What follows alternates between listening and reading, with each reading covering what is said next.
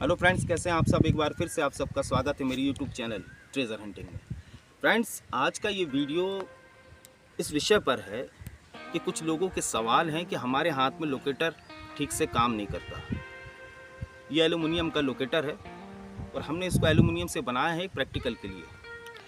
तो फ्रेंड, लोगों के सवाल में कई सवाल ऐसे हैं कि सर हम इसको हाथ में लेके खड़े हो जाते हैं तो ये कहीं घूमता ही नहीं है। तो फ्रेंड्स, ऐसे बहुत सारे सवाल लोगों ने मुझसे किए हैं, मगर इसमें कुछ सवालों के जवाब मैं आपको दे रहा हूं। जब भी कभी आप लोकेटर किसी फील्ड पर आएँ, जैसे कि आप ये देखिए, ये एक छोटा सा ग्राउंड है, समझ लीजिए आप किसी ग्राउंड में आए हुए हैं और जब आप लोकेटर को चलाते हैं तो कई लोग, जिन लोगों ने मुझसे लोकेटर को ख़रीदा है या कहीं, वो लोग गलती क्या करते हैं कि लोकेटर को यहाँ से ऐसा पकड़ लेंगे इतनी ऊंचाई से, या फिर ऐसा पकड़ लेंगे, आड़ा तिरछा करते हैं। देखिए, किसी भी चीज़ का अपना एक तरीका होता है, उसको चलाने का तरीका होता है, उसकी सेटिंगों को समझने का तरीका होता है। जब तक आपको किसी चीज़ का नॉलेज नहीं होगा तब तक आप कोई भी काम नहीं कर सकते। उदाहरण के लिए, किसी भी लोकेटर को चलाने के लिए या डाउजिंग रॉड को चलाने के लिए हाथ में बैलेंस का होना बहुत ज़रूरी है। जैसे कि कोई भी जब साइकिल चलाना सीखता है तो सबसे पहले वो हैंडल को संभालता है और हैंडल उसका लहरता है, मगर जब धीरे धीरे वो उसमें प्रैक्टिस करता है तो हैंडल उसके हाथ में जम जाता है और साइकिल उसकी बैलेंस पे चलने लगती है। बस यही तरीका लोकेटर के ऊपर भी इस्तेमाल होता है कि अगर आप लोकेटर को सही तरीके से अगर आप बैलेंस करेंगे, जिस तरीके से मैंने अभी बैलेंस करके आपको दिखाया, तो ये आपके हाथ में परफेक्ट वर्क करेगा। अब दूसरी बात ये रही कि दूसरा सवाल लोगों का ये है कि सर हमें कुछ मिल नहीं रहा है। मगर अब सवाल ये है करके कि आप जिस ग्राउंड में तलाश कर रहे हैं उस ग्राउंड में कुछ होना भी तो चाहिए, या ग्राउंड वो कोई ऐतिहासिक होना चाहिए। और ये ज़रूरी भी नहीं है कि आप उस ऐतिहासिक ग्राउंड में अगर कुछ खोज रहे हैं, आप महंगी से महंगी मशीन लेके चले जाइए, मगर ये ज़रूरी नहीं है कि आपको वहाँ पर कुछ ना कुछ मिल जाएगा या बहुत कुछ मिल जाएगा। ऐसा नहीं होता मेरे भाई। जहाँ चीज़ रखी जाती है वो वहीं पर रहती है और वहीं पर मिलेगी। वो कहीं ना तो खसकती है ना तो वो घूमती है। जिस इंसान ने उसको जहाँ रखा है वो वहीं मिलेगी। आप 1.5 लाख, 2 लाख, 10 लाख, 12 लाख का डिटेक्टर भी अगर आप खरीद लेते हैं तो ये जरूरी नहीं है कि वो आपको बहुत बड़ा खजाना ढूंढ कर दे देगा। आप लोकेटर का इस्तेमाल किस तरीके से करते हैं, और मैं आपको वो तरीका फिर से बता देता हूँ कि आपको इसका इस्तेमाल किस तरीके से करना है। कभी भी लोकेटर को, ये देखिए, इस तरह में दिखाइए, ये देखिए, लोकेटर को आपको बिल्कुल, आपका हाथ देखिए और लोकेटर को देखिए, बिल्कुल सीधा होना चाहिए और आप इसको बिल्कुल ऐसे परफेक्ट उठाइए, बिल्कुल सीधा सीधा उठाइए। अभी लोकेटर खाली है, इसके अंदर कुछ भी नहीं है, आप देख सकते हैं इसके अंदर कुछ नहीं है, खाली है। अब मैं इसके अंदर में, ये एक सोने की अंगूठी है और ये सोने की अंगूठी मैं इसके अंदर में डाल रहा हूँ, आपको दिख रहा होगा, ये सोने की अंगूठी है, मैं इसके अंदर में इसको डाल रहा हूँ। और मेरे पास में कुछ पाइप हैं,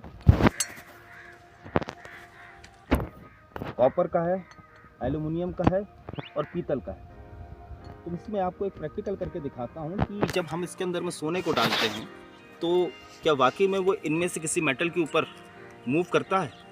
तो मैं इसको थोड़ा फासले पर रख देता हूँ।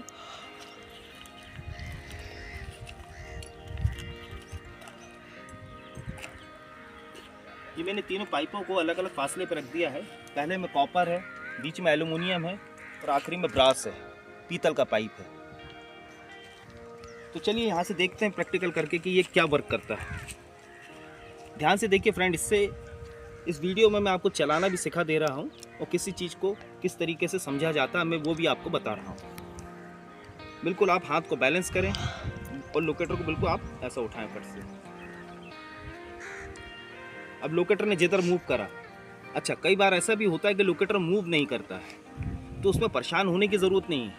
आपको क्या करना है कि जब लोकेटर अगर मूव नहीं करता है तो आपको अपने पैरों को बढ़ाना है, तो लोकेटर मूव करने लगेगा।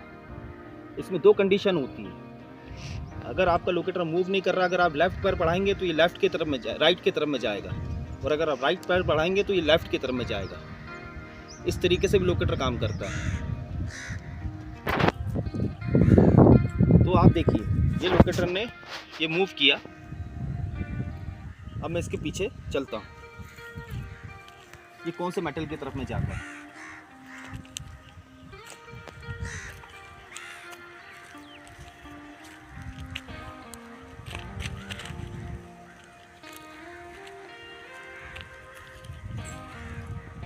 ये देखिए फ्रेंड, ये एल्युमिनियम के ऊपर क्रॉस हो गया। अब समझ लीजिए कि यहाँ पर वो ऑब्जेक्ट मौजूद है और वो ऑब्जेक्ट ज़मीन के नीचे है। अब आपको इसकी गहराई को कैसे नापना है, तो आपको क्या करना है, ये आपका लोकेटर आप आया और उसने ये मूव करा, तो आप अपना सीधा पैर को जरा सा ऐसा आगे करें बैलेंस पे। लोकेटर को हिलने ना दें, अपने हाथ को भी ना हिलाएं, अपने पैर को थोड़ा सा बैलेंस करें और देखिए ये हल्का सा ऐसे उठा के देखें। ये देखिए लोकेटर खुल गया, लोकेटर खुल गया।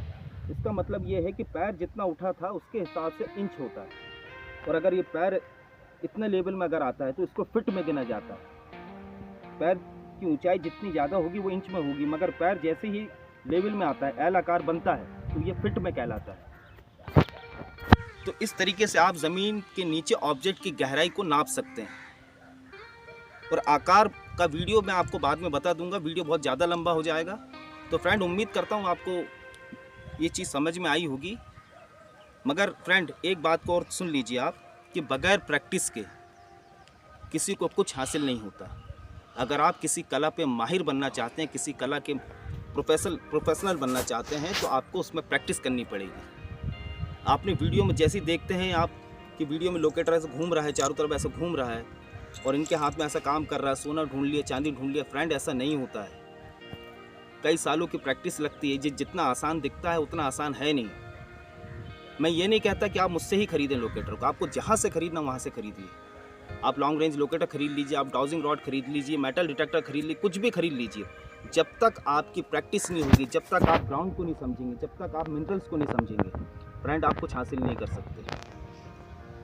तो अगर आप आगे बढ़ना चाहते हैं तो प्रैक्टिस कीजिए। मैंने पहले वीडियो में भी इस बात को कहा है कि प्रैक्टिस जो होती है वो कला को निखारती है, और बगैर प्रैक्टिस के आप कुछ हासिल नहीं कर सकते। आपका पैसा फिजूल बर्बाद ना करें इन सब चीज़ों के पीछे, अगर आप इसमें प्रैक्टिस नहीं कर पाते हैं तो। अगर आप सोचते हैं हम इसको खरीद लेंगे और हमको तुरंत ही कुछ मिल जाएगा, ऐसा नहीं होता मेरे भाई। ये आपकी किस्मत के ऊपर भी डिपेंड करता है और आपकी मेहनत के ऊपर भी। ओके फ्रेंड, अगर आपको पसंद आया हो और जानकारी अगर अच्छी लगी हो तो आप इसको लाइक कर दीजिए, शेयर भी कर दीजिए, और अगर आप चैनल पर नए हैं तो चैनल को सब्सक्राइब कर लीजिए। और दूसरी बात यह है, अगर आपके कोई सवाल हैं तो आप कमेंट्स में जाके पूछ सकते हैं। और फ्रेंड्स एक बात और मैं आपको बताना भूल गया कि आपने देखा था कि अभी एल्युमिनियम के ऊपर लोकेटर क्रॉस हुआ था, घूमा था। उसकी क्या वजह है? तो फ्रेंड्स मैं आपको बता दूं कि गोल्ड से निकलने वाली जो फ्रिक्वेंसी होती है वो एल्युमिनियम की फ्रिक्वेंसी से मैच खाती है। यहाँ तक कि ज़मीन में कई मुद्दतों से जो लोहा दफन रहता है, कॉपर दफन रहता है, एल्युमिनियम ज़मीन के नीचे हो या ऊपर हो, इनसे निकलने वाली जो भी मैग्नेटिक फील्ड होती है वो इनसे मैच खाती है। मैग्नेटिक फील्ड और इलेक्ट्रोमैग्नेटिक फील्ड, ये दोनों चीज़ों में फ़र्क होता है। तो गोल्ड से इलेक्ट्रोमैग्नेटिक फील्ड निकलती है और बाकी अदर मेटल से मैग्नेटिक फील्ड निकलती है। तो इनकी फ्रिक्वेंसी गोल्ड की फ्रिक्वेंसी से मैच खाती है। इसी वजह से उसने कॉपर को छोड़ दिया और पीतल को छोड़ दिया और सीधे एल्युमिनियम के ऊपर क्रॉस हो गया। ओके फ्रेंड्स, ये उम्मीद करता हूँ ये बात आपको समझ में आई होगी।